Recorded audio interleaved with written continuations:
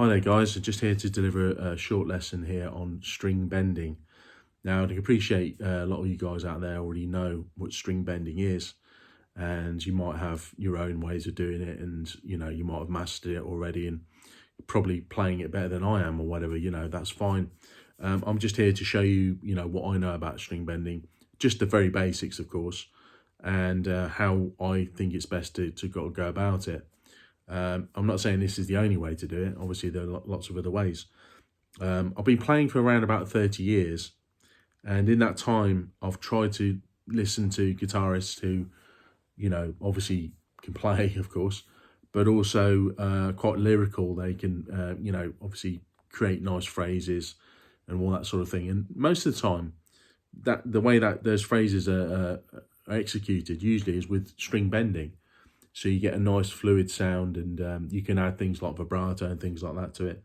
So a good list of guys who are very good at string bending would be like someone like Brian May from Queen, Jeff Beck, Eric Clapton, Mark Knopfler. They're your more older style rock guys. And then the more modern guys, well, not modern, but you've got like Joe Satriani, Steve Vai, Yngwie, of course, Yngwie Malmsteen, Paul Gilbert, Nuno Betancourt, and various other players. And then you've got like your sort of techno sort of guitar players, fusion players like Brett Garsed and Frank Gambale. And it all depends on what do you want to do, what sort of style of playing. I mean, of course there are a lot of blues guitarists as well. To me, Gary Moore was one of the best, for me at least anyway. I think he's one of the best guys at bending strings and vibrato. But that's just me. You must have your favourites, of course.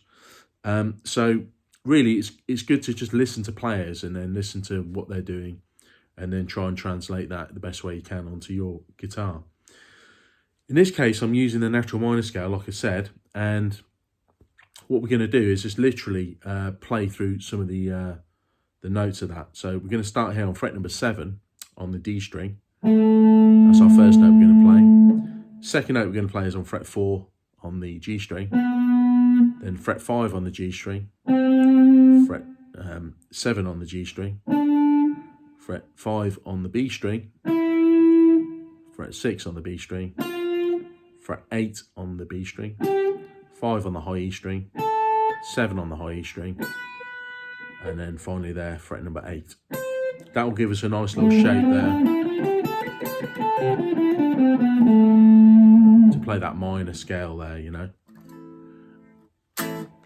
And from that scale, excuse me, from that scale, we're going to draw upon the different intervals there. So we start on the root, and there's our minor second there, which is the B note. So what I was thinking doing was bending that B note up to the minor third there, because that makes quite a lot of sense, just to do a small bend first.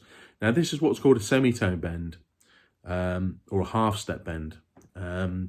And the idea really is to get basically the right finger to start with, I wouldn't suggest starting with your first finger to bend because it can be quite awkward. I would say either use your second or third finger. Now, there's a couple of rules here, I think at least anyway, is if you're using your second finger, try and get your first finger to sit just behind it in the same fret space perhaps, and just add a bit of support there to that finger. Also, when you bend strings, you want to try and keep your fingertips rounded over at the ends. You don't want to have your fingers flat like that. Now, that rule does change. If you're doing a double stop bend, you have to have a more of a flat finger, but at the moment, we're just bending single strings, so we don't need to do that. And what we're going to do is have this sort of arch position there with our finger at the end, and we're using the very kind of tip part of our finger. We're not using the flat part of our finger here. We're using the very tip. Also, make sure your nails are quite short on your hand. You don't want long fingernails, otherwise that's not going to work. And try and keep the pressure on the string, of course, but keep your fingertip pointing down towards the fingerboard. You don't want it to be flat, because otherwise when you bend the string, you'll get another string going up your fingernail or something. Or your finger might slide under the other strings. There's all sorts of disasters that can happen, so we want to try and avoid those, don't we, really? So fret number 4, and what we're going to do is play our target note, okay? In this case, it's fret number 5 on the G string, okay, which is our C note. So there's our C, and then we go back to our B, and then we play a C again. So make a mental note of that note there. A note of a note, if that makes sense. And we're going to bend up fret number 4. Fret 5, let me do that again. And that's where I think it is, you know.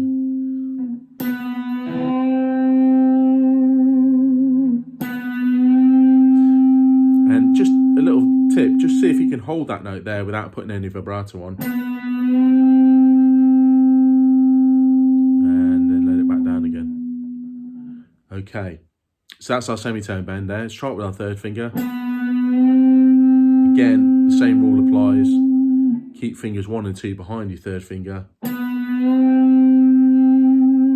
And then keep your thumb over the neck. Now, the actual action of the bend really comes from the wrist. It's a turning of the wrist. It's not so much, the fingers aren't going like this. They're not wibbling around.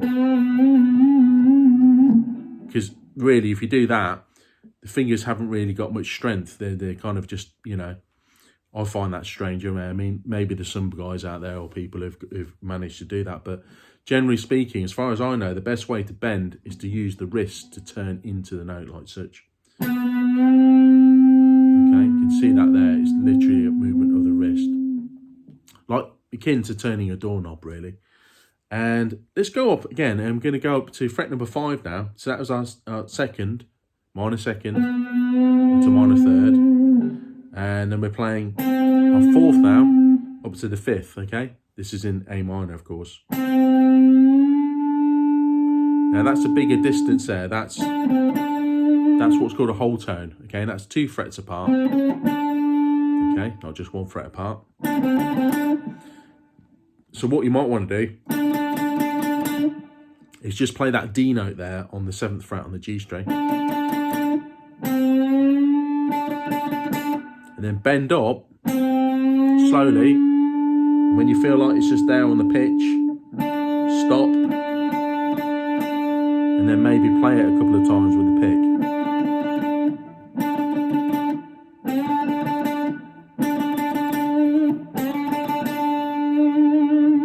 And then you can add vibrato. Now vibrato, really in a nutshell, is the same principle as bending a string. It's a movement of the wrist. It's not the fingers wobbling around, or it's not the guitar note. Some people think you've got to do that with the guitar. I mean, that will add some vibrato, but it might look a bit stupid. You know, I think people might start find you a bit weird if you do that. No offense to anyone who does that, by the way. But I think it's just easier just to use the wrist there to bend. Okay, and let's just try that with a drone in the background. I've got an A drone backing track. So we're going to play the root there, there's our A note. Then we're going to bend the 2nd up to the minor 3rd. Bit of vibrato, let's try it with the 3rd finger. So what I did there is I bent up from the 4th. Again, turning the wrist, letting it back down again, and then pulling off over to the A note there on the 2nd fret G string. It's all on the same string.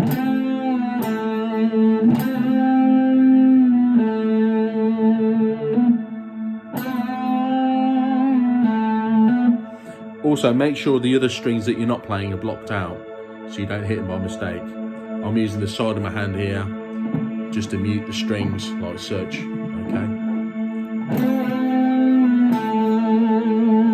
Okay, let's go and bend fret number 5 to 7. Okay, that's the 3rd up to the 4th.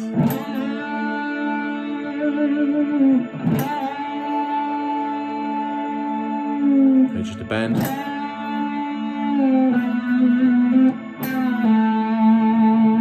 Again, that's just all on the G string there. And let's go to the 5th now. The 4th, and bend up to the 5th. In this case, playing D and bending up to E.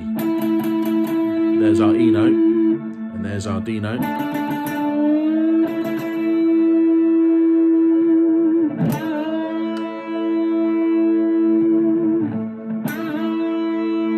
And we just do a straight bend with no trickery.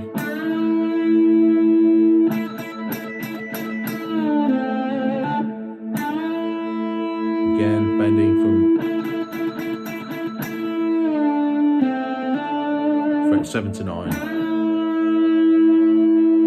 Try and hold the bend there if you can, because that requires more discipline, a bit more control. And again, add vibrato if you want varying degrees of vibrato. Fast. Obviously, the faster it sounds, the more kind of wacky it sounds, but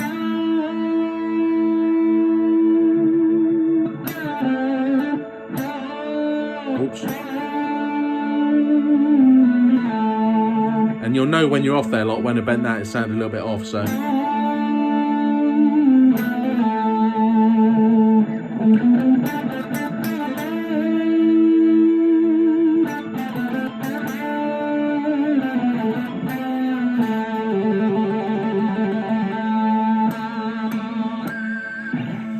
Okay, let me stop that a sec. So that's all on the G string there and A minor. Let's go venture over to the B string now, and let's bend 1, 2, 3, 4, 5. Let's bend the 5 up to the 6. So we're bending the E up to F. Just holding it. That's just a semitone bend. Remember, just 1 fret. And then we're going to pull off there back to that D note there, okay? Which is our 1, 2, 3, 4, which is our 4th. Let's try that with the drone.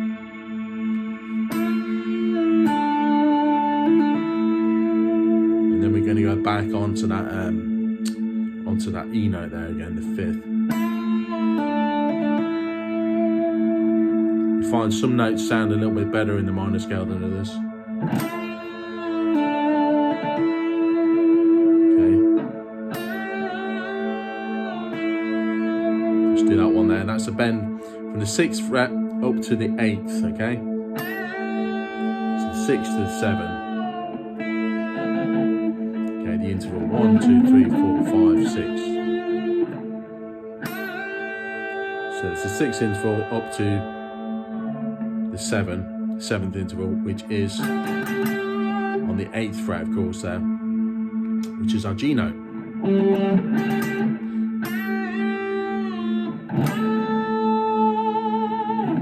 And then we're going to bend the 7 up to the root. So that's up to our A notes. That one makes sense there.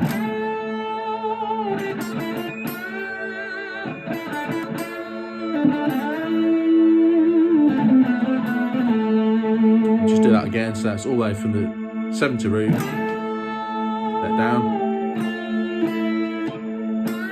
6 to 7. Semitone. And then from the 4 to the 5. Again, it's all based on that scale. And then what you could do is you could, if you wanted to create a little bit of a movement, you could then go to the high E string there. I'm bending fret number 7 to fret number 8. The minor 9 there.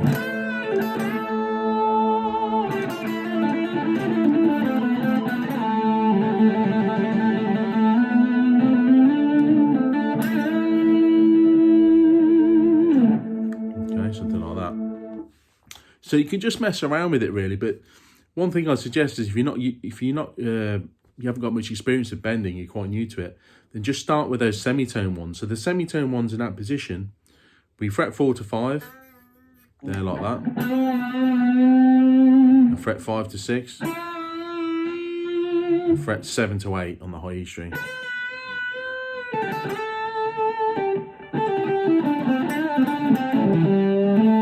And you can use the minor pentatonic as well, that's the same. I'm sure a lot of you guys have played that before, that scale. And then you can just bend the B string up a whole tone, the G string up a whole tone, the G string up again, whole tone. Now, when you get to the D string, you can bend that, but it's a lot harder to bend, and what I would suggest is pull it down.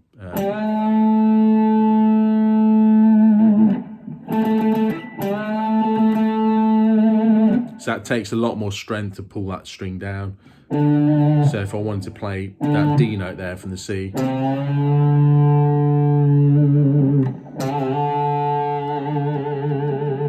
it's quite a lot harder to do that. But that could be another lesson I could talk about, bending the lower strings. But so generally speaking, do try that out this week. Just try and bend from fret number 4. This is just the guys who don't really practice bending much. Bend from 4 to 5 and 5 to 6 on the B string and 7 to 8 on the high E string. And just try those for now, and then when you feel you got those, then you can go for those bigger bends between the 4th and the 3rd and the 4th interval, which is fret number 5 and 7, and the 4th and the 5th, which is the interval, and between fret number 7 and 9. Okay,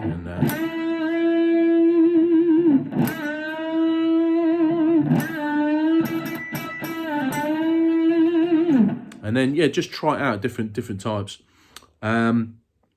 And again, you don't have to play along with a backing track or anything like that, but it's good to have maybe a root note going, like in this case that A note there. So you got, just helps a bit with the,